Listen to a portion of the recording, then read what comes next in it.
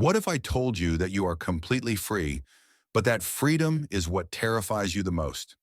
Jean-Paul Sartre claimed that we are not born with a defined purpose, that existence is a blank canvas that only we can paint. But here's the problem. With freedom comes total responsibility for our choices. There are no excuses, no instruction manual, no prescribed destiny. What do a fork and a train have in common? Though they are completely different, both were created with a specific purpose. A fork, for example, was designed to eat food, sharing its purpose with other utensils like a spoon or knife. A train was created as a means of transport, not just for humans, but also for animals and goods. Both the fork and train have an inherent purpose. They were brought into the world to fulfill specific functions. If a fork fails to perform its function, we can say it's a bad fork. The same applies to trains, meaning as a resident of Holland, I could claim we have many bad trains. Do humans also have a built-in, pre-assigned function, an essence? Or is there something fundamentally different about us? The French existentialist philosopher Jean-Paul Sartre believed that beyond our biological traits, humans live without a predefined essence. Unlike forks and trains, we are fundamentally free to create our own identity and define our own purpose. This idea is at the core of Sartre's existentialism. You can also follow me on social media for updates, quotes, and more. Thanks, and I hope you enjoy this video. When naval officer Jean-Baptiste Sartre died, his son Jean-Paul was only 1 year old. This loss brought Jean-Paul closer to his mother, Anne-Marie Schweitzer, as they lived under the care of her devout Protestant grandfather, Charles Schweitzer. While Sartre admired Charles's intellect, he rejected his religious and traditional values. His relationship with his mother changed significantly when she remarried. Sartre disliked his stepfather, a man of authority who embodied the typical bourgeois values Sartre would oppose his entire life. Sartre's intellectual journey was deeply intertwined with Simone de Beauvoir, whose philosophy I explored in another video. They met while studying in Paris and became lifelong companions. Their open relationship challenged traditional norms and values, much like their philosophical ideas. Both became key figures in existentialism. Sartre became one of the most influential thinkers in French intellectual history. Unlike the father of existentialism, Søren Kierkegaard, Sartre was an atheist, and his version of existentialism was built on the absence of God. His main works are Being and Nothingness, Existentialism is a Humanism, and his novel Nausea. Before diving into Sartre's views, let's briefly explore the roots of his philosophy. Sartre's philosophy is based on understanding consciousness, how we experience and interact with the world. According to Sartre, consciousness doesn't exist on its own. It is always focused on something, whether an object, a person, or something imagined. In other words, consciousness depends on the world around it to exist. Sartre noted that when we are conscious, we are also aware of our own consciousness and know that we exist. This idea relates to René Descartes, who inspired Sartre and argued that the one thing we can be absolutely sure of is our own consciousness. I think, therefore I am. Sartre built on Descartes' view of consciousness, but disagreed with his idea of a separation between the self and the body, known as mind-body dualism. Sartre experienced consciousness as more fluid and elusive. He developed his view of consciousness through Edmund Husserl's phenomenology, which holds that consciousness is always directed at something, a concept called intentionality. Though Sartre agreed with this, he rejected Husserl's idea of a transcendental ego, a stable inner self. Sartre believed consciousness is nothing, meaning it has no fixed content and is shaped by directing itself toward the external world. This nothingness of consciousness is fundamental to Sartre's existentialist ideas, which we'll explore shortly. There's much more to Sartre's theory of consciousness, but for brevity, let's pause here and expand when needed. Let's move to what Sartre said about why we're here and how we should live, which I suspect is why most people are watching this video. If Sartre could explain his philosophy in 3 words, they would be: existence precedes essence.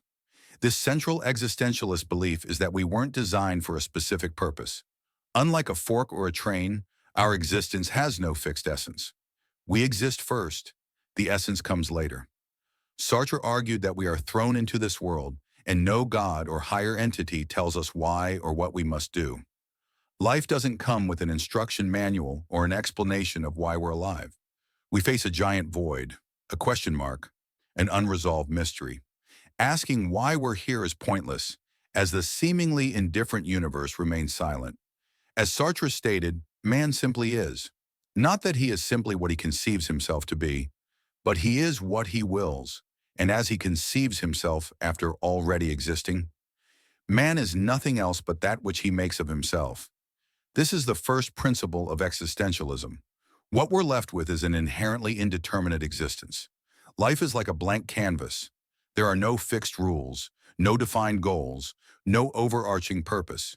Morality and ethics are human-made, and none are final or absolute. Any claim of a universally correct path or pre-established way of life is false.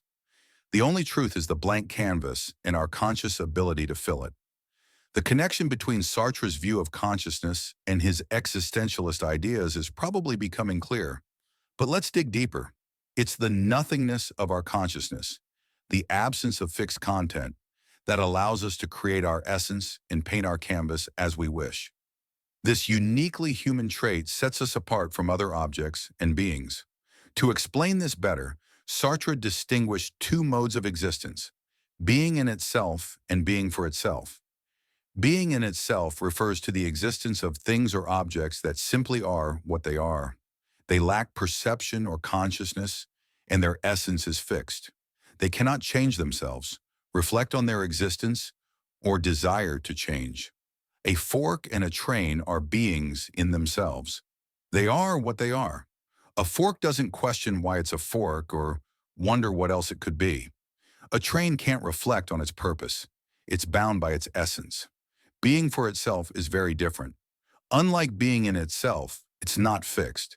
It's constantly in flux, always becoming. This may remind you of Nietzsche. Being for itself defines itself through actions and has no predetermined essence. It can reflect on itself and its place in the world, as it's conscious and aware of its surroundings. This mode of being is exclusive to humans. Part of our humanity is inherent, what Sartre and Beauvoir called facticity. Facticity includes your biology, skin color, country of birth, or whether your parents are rich. These are circumstances or facts about your life you can't control. But facticity doesn't define who you are. Your actions define you. Whatever you do, you become. Our existence without a predefined essence gives us tremendous freedom and infinite possibilities. We can walk infinite paths, from small choices like what to eat for dinner, to major life decisions like what career to pursue. We're free to choose any of them. This all sounds great, but if we're free to do whatever we want and our lives have no fixed moral or ethical essence, can't we just do bad things and get away with it? Take breakfast, for example. Instead of eating the bowl of cereal in front of us, can't we just grab it, walk out the door, and smash it on someone's head? According to Sartre, that's not how existentialism works. On the contrary, existentialism comes with great freedom, but also great responsibility. Why does freedom come with responsibility? It's simple. Consider the atheist existentialist viewpoint and assume there's no God or divine authority to guide you. Sure, there's Jordan Peterson and his 12 rules for life, but setting that aside, you're in charge. If you don't have God as a guide or authority, you also don't have God as a partner in responsibility. In other words, if you, in the absence of God, are completely free to live your life, you must also be completely responsible for your choices. If there's no one to answer to, you're solely accountable. As you've probably seen, choices have consequences. For example, you're free to smash a bowl of cereal on someone's head, but that action will likely lead to the police knocking on your door. According to Sartre, we're not only responsible for our deliberate choices, but for the entirety of our lives, including our facticity. This doesn't mean, for example, that a war breaking out is our fault. It means we're responsible for any action or inaction we take in such circumstances. Even inaction is a choice. Inaction in the face of human suffering was a major concern for Sartre. Unlike Descartes, who focused on the certainty of one's own consciousness, Sartre emphasized the existence of other people's consciousness through lived experience, using Husserl's phenomenological method.